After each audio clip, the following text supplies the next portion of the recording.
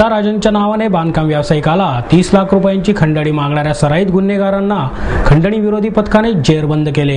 कुख्यात छोटा राजन याच्या नावाने सांगवी परिसरातील एका बांधकाम व्यावसायिकाला ठार मारण्याची धमकी देऊन त्याच्याकडून 30 लाख रुपयांची खंडणी मागणाऱ्या सराईत गुन्हेगार आणि त्याच्या साथीदारांना खंडणी विरोधी पथकाने जेरबंद केले। या बांधकाम व्यावसायिकाकडे ड्रायव्हर म्हणून काम करणाऱ्या एकाने सराईत गुन्हेगारांना हाताशी धरून खंडणी उकळण्याचा प्लॅन रचल्याचे निष्पन्न झाले आहे। रामचंद्र उर्फ पिंटू कैलास मोडक, संतोष मुत्तेदार, शकील याळगी, सागर निकाळजे, सलीम थापा शेख, सरदार पाटील अशी अटक केलेल्यांची नावे आहेत। पुणे आणि पिंपरी चिंचवड परिसरातील एका नामवंत बांधकाम व्यावसायिकाकडे आरोपी सरदार पाटील हा ड्रायव्हर म्हणून काम करत होता। त्याचे मित्र सलीम शेख आणि सागर निकाळजे हे सराईत गुन्हेगार असून त्यांच्यावर अनेक गुन्हे दाखल आहेत। पाटील याने आरोपींशी संगनमत करून बांधकाम व्यावसायिकाकडे खंडणी मागण्याचा प्लॅन रचला। 11 जून रोजी आरोपींनी बांधकाम व्यावसायिकाची पत्नी आणि मुलाच्या मोबाईलवर कॉल केला। मैं छोटा राजन का आदमी बोल रहा हूँ, तुमको हमें 30 लाख रुपए खंडणी देनी होगी, खंडणी नहीं दी तो कान के नीचे गोली डाल दूंगा, चुपचाप प्रोटेक्शन मनी समझ के पैसा दे दो अशी धमकी आरोपींनी दिली। त्यानंतर घाबरलेल्या बांधकाम व्यावसायिकाने खंडणी विरोधी पथकाकडे तक्रार केली। त्यानुसार पोलिसांनी परिसरात सापळा रचून आरोपींना जेरबंद केले।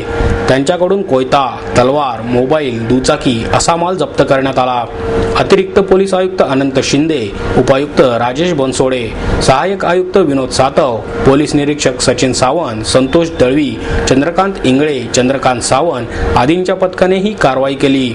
या टोळीने सांगवी परिसरातील बिल्डरला मारहाण केल्याचेही तपासात निष्पन्न झाले आहे। 18/6/2012 रोजी एक बांधकाम व्यावसायिकाला फोन आला होता की मी छोटा राजन बोलतो, छोटा राजनच्या नावाने धमकी आली होती। 30 लाख रुपयाची खंडणी त्या बांधकाम व्यावसायिकाला मागण्यात आली होती। त्याच्या पत्नीच्या नावावर जो फोन आहे त्याच्यावर फोन आला, परत त्याच्या मुलाच्या फोनवर फोन आला आणि हा तपास युनिटचे अँटी एक्स्टॉर्शनचे युनिट हे करत होते। या दरम्यान पोलिसने एक दरम्यानच्या बातमीवरून 6 लोकांविरुद्ध 399 करण्यात आला होता अशी बातमी मिळाली होती की 6 इसम हे पेट्रोल पंप लुटण्याकरिता वारजे मालेवाडी इकडे येणार आहेत अशी बातमी मिळाल्यानंतर त्यांना ट्रॅप लावून ह्या 6 लोकांना पकडले। त्यावेळी निष्पन्न झाले की जे छोटा राजनच्या नावाने धमकी देत होते हेच 6 लोक आहेत। याप्रमाणे हा गुन्हा उघडकीस करण्यात आला होता आणि हेच 6 लोकांचे पूर्वी रेकॉर्ड होते। त्यांच्याकडे अधिक तपास केला त्यावेळी असं निष्पन्न झालं की सांगवीमध्ये एक